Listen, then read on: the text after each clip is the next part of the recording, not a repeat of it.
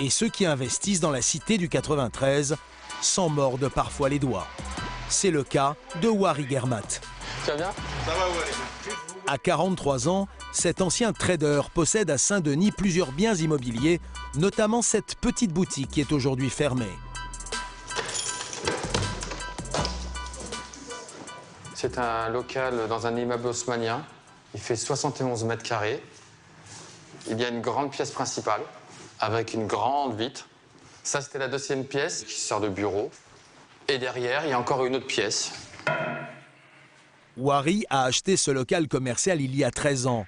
Il l'a payé 89 000 €. Pendant des années, il l'a loué à un assureur, 2 300 € par mois. Une bonne affaire, en apparence seulement, car lorsqu'il a voulu le vendre, la mairie s'y est opposée et elle l'a préempté. Je voulais le vendre 360, ce qui n'est pas cher. Et il me propose 180 000 €. Je perds théoriquement 180 000 €. Je sais pas, ils doivent penser que je travaille dans le pétrole, que l'argent, je le ramasse. Voilà. Ils m'ont proposé 180 000 € en moins. Normal. C'est dégueulasse. Parce qu'ils interviennent dans la vente entre deux particuliers sans aucune raison valable. Le seul recours, c'est la justice, mais les procédures peuvent durer plusieurs années.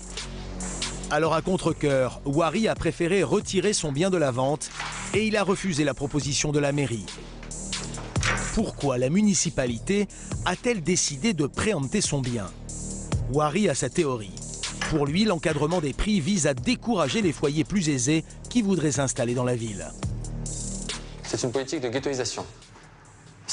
On critique toujours les villes riches comme Neuilly ou comme le Raincy qui ne veulent pas de pauvres ou de logements sociaux, mais on oublie souvent qu'il y a des villes comme Saint-Denis qui ne veulent pas de cadres moyens. Ce n'est pas leur électorat. L'électorat qui va arriver, le nouvel électorat de cadres moyens ne vote pas communiste. Ils votent socialistes, ils votent centristes, ils votent à droite, mais ils votent pas communistes, très peu.